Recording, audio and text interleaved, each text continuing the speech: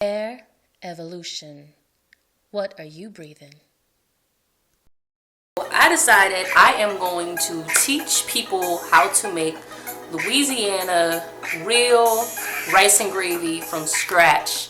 So, this is the intro. I got my music playing. You gotta learn how to dance if you're gonna be cooking in the South. That's what I'm saying. No, I'm just kidding. It's not a prerequisite. But have fun with it.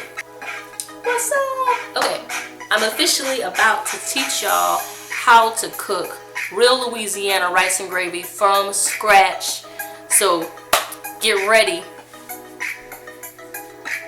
So this right here is what I call my box, my bowl of the necessities for making a good rice and gravy. The first thing that I always get is medium grain rice. This in particular is jasmine rice from Louisiana. You don't have to use that. Medium grain is the best stuff. You do need yellow onion, about this size, and garlic is not necessary, but it does taste pretty yummy. So also, besides that, you have an option between beef or chicken for your gravy. Some people do use pork. I've decided I'm going to use beef today instead of chicken. That's the two that I usually go for. So we're going to do the beef things. You can, if you want to. A lot of us do use just straight up Tony sasheries. I used to buy that all the time. I still kind of buy it some of the time. But there's some of my dishes that I needed my cayenne only for. So I started buying my cayenne separate from my seasoned salt. But you can get red pepper in the Tony Chachere's blend with this. So either way it goes, if you're going to get it separate, get it separate. If not, get the Tony's. It's the best. Need some good cooking oil. I don't know what kind y'all going to get, but as long as you get a good amount, because you will need some, especially if you plan on doing this multiple times in your life within a month. You need to get you a good size can of this. Now, my mom used to use more onion than this, but this is about how much I use. It's about half of a regular onion. I don't know why I'm able to make gravy with just this amount of onion. So for safety precautions, if you want to use a whole onion, that's cool, go for it. But I typically use like a half of a good size onion. I just saran wrap whatever's left over in the onion that I cut from, and that's how we go with it. So whenever I slice up my onion, I do different levels of thickness. So for example, I'll do some that are like really thin, like this, and then I'll allow a few thicker pieces. Try to get a piece of that, like this thick. And the reason I do an assortment, as you can see here is assortment, there's the thinner ones on this side, the thicker ones on this side, is because they cook different. And so these thinner ones are going to be the ones that are going to cook down the fastest and create that brown color that you really want to get. Now, for those of you who are new to cutting onions, yes, your eyes are probably going to water up a little bit, but you do eventually build up immunity to it. When I was a kid, I used to be crying when my mama would cook onions. I mean, like, I couldn't even be in the house when she was cooking them onions. But now I picked up an immunity. I am watering a little bit now, but it's not, Lord, y'all should have seen me when I was little. So now I'm about to start cooking these, and I'm going to videotape that process in just a second. Okay, I don't use as much cooking oil as most people. As you can see, I'm going to tilt this. I believe if you have to put an exact measurement on it, you could put a 1/4 cup. But something that you're going to learn from down south cooks is most of the time we don't really measure things. We just kind of go by the feel of it. But I would say, you know, if you want to be safe, a 1/4 cup of cooking oil in the bottom. If you choose to use more than that, that's fine. There are some cooks down south who will use more than that. But that's about what you need for a good gravy. So the next thing, if I can do this one-handed, that's the onions falling in. So I'm gonna start, I'm gonna need both my hands, so I'm gonna have to actually turn this off, but I've put the onions into the hot grease, and I'm gonna stop talking for a second so you can hear this. If you can hear and see the sizzle going on over there. So that's what's gonna start happening, and I'm gonna teach you guys a trick with these onions and a little bit in the next clip. Okay, so y'all can see the onions are now cooking. So next thing, gotta add in the seasoning to the onions. Once again, cooks down south don't really bother with measurements too often. If you're somebody who requires that, then I mean, I don't know, a teaspoon of red pepper for those that aren't used to it.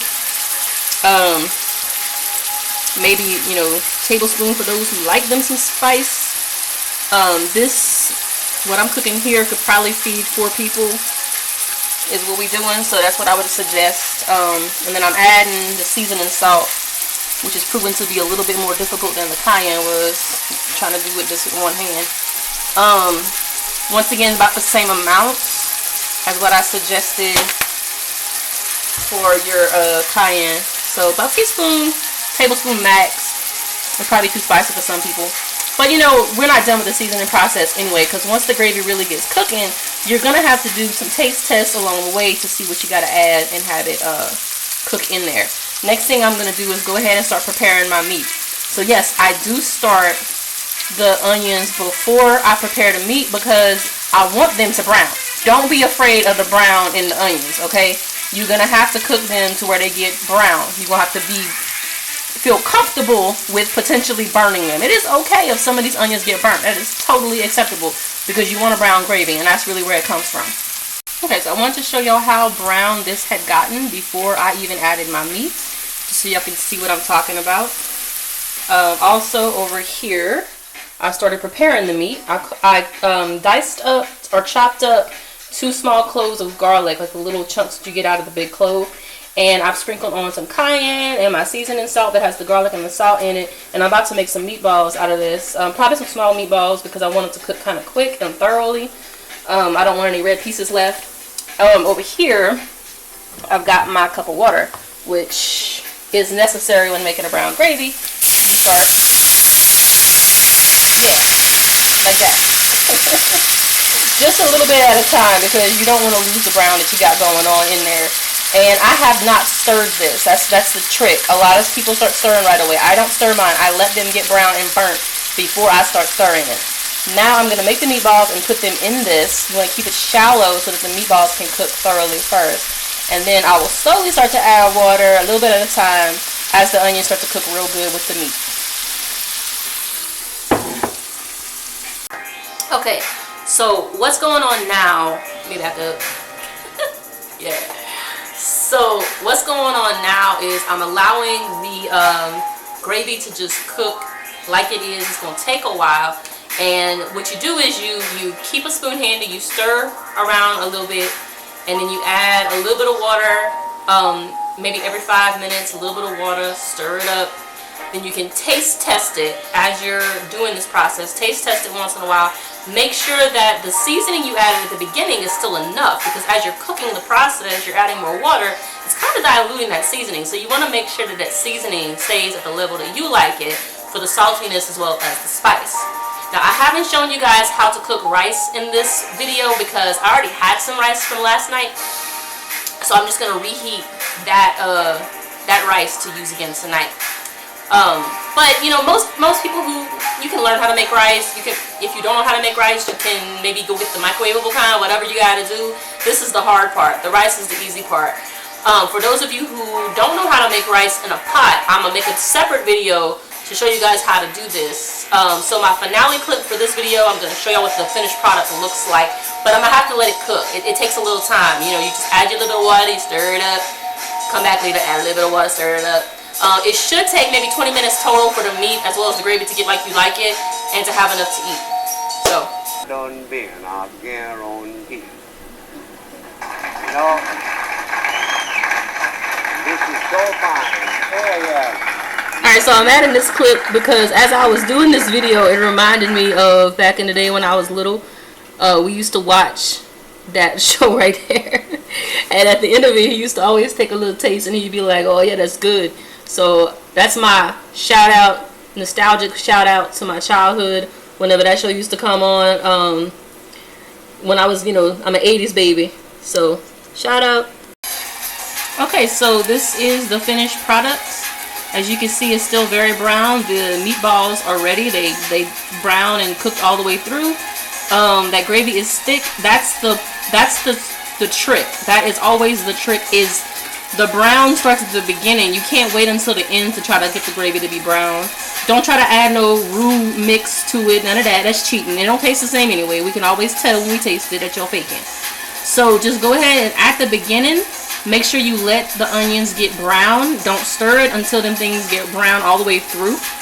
The trick to that, the reason why I prepare the meat after I put the onions in the grease to cook is because typically by the time I'm done preparing the meat and seasoning it up, that's usually about whenever those onions get brown. So there you go. That's a good way to time yourself.